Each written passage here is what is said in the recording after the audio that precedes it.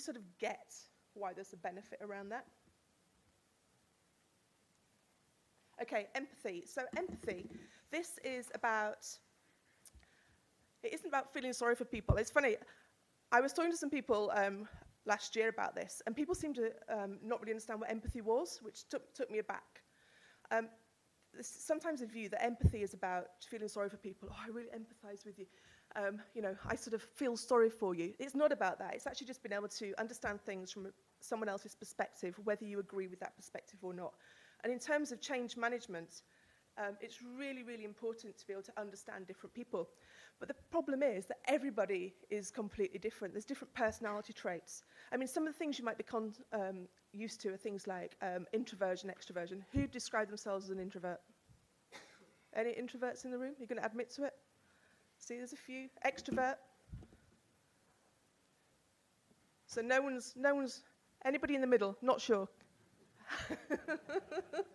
But you all understood what that meant, didn't you? You understand that there's different types of people, and people are all very different. So if you're trying to change something and you're trying to see something from someone else's perspective, that can actually be really hard. And one of the things I'd say is that we often sit there trying to understand how someone feels without actually talking to them and asking them. And that's actually something really, really simple that you can do. If you want to understand something, just ask the person how they're feeling. I think some people are more selfish than others in terms of they want to know what's in it for them when they're trying to change. So that's something worth bearing in mind. But I do believe that people are inherently good. And actually, I think the vast majority of people, if they thought they'd upset somebody, would be upset about that. They'd be distraught themselves. People don't generally want to upset other people. And one of the great things I think about human beings is that I think they're inherently curious.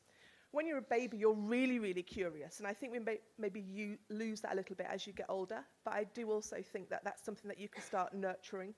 And maybe today, when you're in the break, just meet someone new and ask them a question about themselves. Now, overriding all of this, we talk about innovation and how we can be more creative. And they are skills that you can foster in yourself. But actually, new things are limited by your own experience. People don't tend to come up with things completely left field. It's because they've had all these experiences and they've put things together. And some people are more inherently creative than others, but actually a way around this is if you've got a diverse workforce and you've got lots of people with different experiences and you bring them together, that's a really, really great way of fostering creativity and widening that experience to come up with solutions that are better. Okay, so this is an overview of the things that we've talked about. So we've talked about people gravitating to people like themselves, having information overload, empathy with people, and the ability to be adaptable, and how you're limited by your experiences. Okay, so I'm going to really quickly talk about how you can harness those behaviors to help you with change. And as I said, this can be as a leader, but it can also be as yourself as well.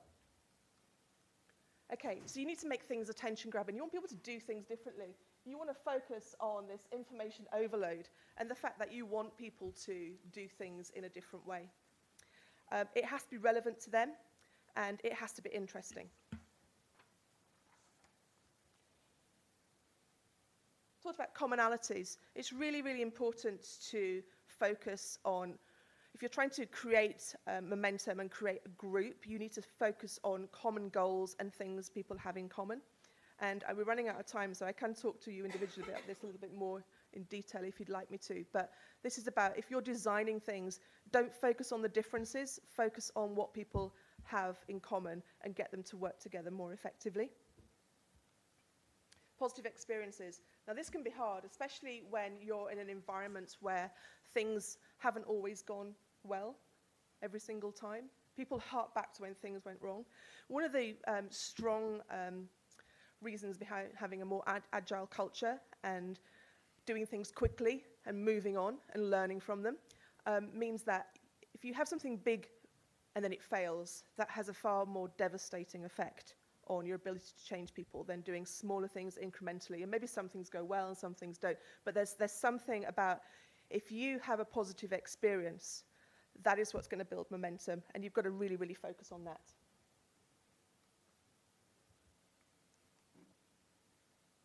motivation to change. You've got to give people a reason to change. And I keep hearing about burning platforms and all of that. I don't really, I think it's a bit more than that.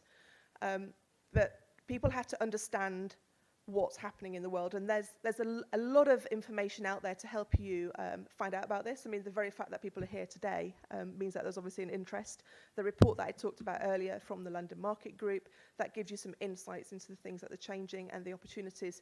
But if there isn't a motivation to change, then it won't happen. I talked before about information overload, and people are filtering. You're just getting on with your job and doing what you want to do. You don't want all this noise. But if there's something loud enough to say, actually, hang on a minute, you need to start changing something, that's what's going to help with that whole process as well. And also, when you're training people, you need to give people the support and the guidance as to what you want from them. So quite often it's a case of, we want you to be innovative.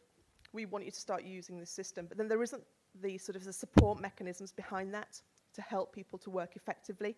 So if you go in a training course, the amount of information that you actually retain is tiny. So you really, really need to make sure that there's something behind and happening afterwards to help people going forward. And role models. Can't underestimate the importance of role models, and I think every organization needs to have really strong role models. So this is about people who are leading the way. And one of the things that change people often do is, if you've got people who are causing problems, who you know are going to be the ones that aren't particularly behind your change, they're the people you need to really target and get them involved in the project so they've got some involvement and they need to basically not just moan, actually come up with some solutions. That's quite important. And here's an overview. This is how you just bring that together in terms of creating impactful change interventions. As I said, this is basically 2 months of a psychology master's in about 15 minutes. So it's very, very high level. But I think just some food for thought in terms of when you are trying to get people to change, understanding how people are thinking and how they behave can help with that. Thank you. London Market Forums, bringing insurance professionals together.